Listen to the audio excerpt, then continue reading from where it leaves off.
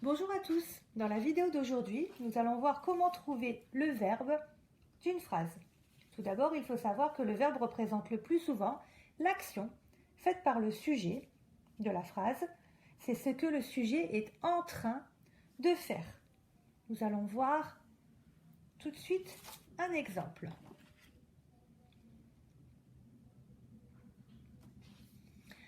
La dame arrose les plantes. Ici, qu'est en train de faire la dame?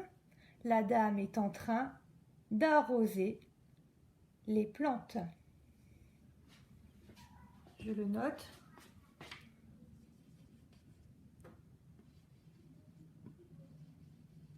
En train d'arroser. Arrose est donc le verbe. Je le note en faisant un rond en dessous du verbe. On a donc pu identifier le verbe en s'aidant de la formulation en train de. C'est une première méthode. Je vais maintenant vous expliquer une seconde méthode, car parfois il n'y a pas d'action dans la phrase.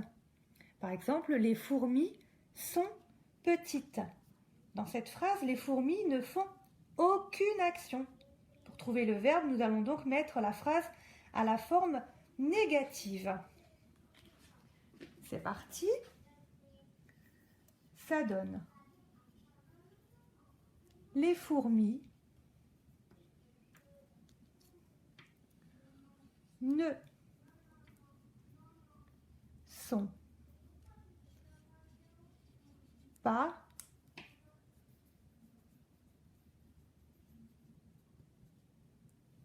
petites. Le verbe se trouve ici entre le ne et le pas. Il est là. On a l'habitude d'appeler cette négation les lunettes du verbe, tout simplement, hop, parce qu'on peut faire ceci. Ça amuse beaucoup les enfants.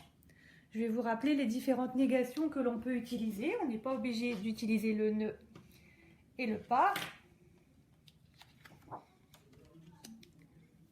On a ne pas, ne plus, ne jamais. Ce sont les négations les plus couramment utilisées. Parfois, on ne met pas ne, mais juste le n apostrophe. Pas, plus, jamais.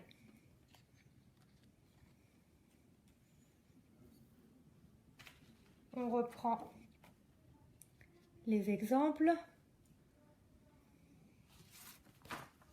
pour illustrer la troisième méthode qui consiste à changer le temps de la phrase. Donc si une phrase est au présent par exemple, on choisit de la mettre au futur ou au passé. Si elle est au passé, on la met au présent ou au futur, etc., etc. Ici nous avons: le garagiste répare la voiture. La phrase est ici au présent, je vais la transformer au futur. Ça donne: le garagiste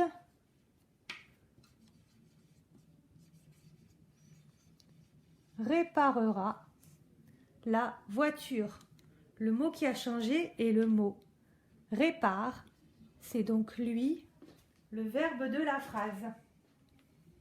Nous allons maintenant prendre un dernier exemple afin de se rappeler les trois méthodes que l'on peut utiliser.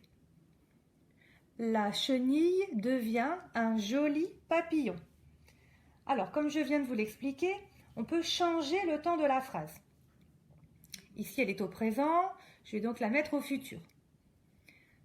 La chenille deviendra un joli papillon.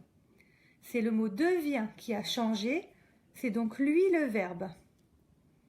On va essayer maintenant la deuxième méthode afin de vérifier que nous ne nous sommes pas trompés.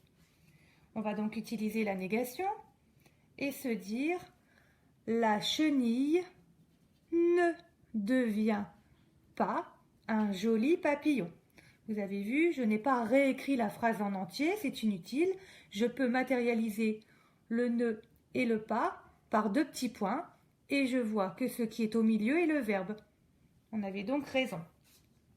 Et enfin, on peut essayer de se dire en train de, le mot qui suivra sera le verbe, qu'est en train de faire la chenille. La chenille est en train de devenir un joli papillon. Devenir est l'infinitif du verbe. Donc en résumé, pour trouver le verbe, vous pouvez utiliser la méthode qui vous convient. En train de, mettre une négation, changer le mot de la phrase. Et comme je vous en ai donné 3, cela vous permet d'en essayer une autre si vous éprouvez des difficultés avec celle que vous avez choisie au départ. Et voilà, maintenant c'est à vous de jouer. À bientôt pour une prochaine vidéo.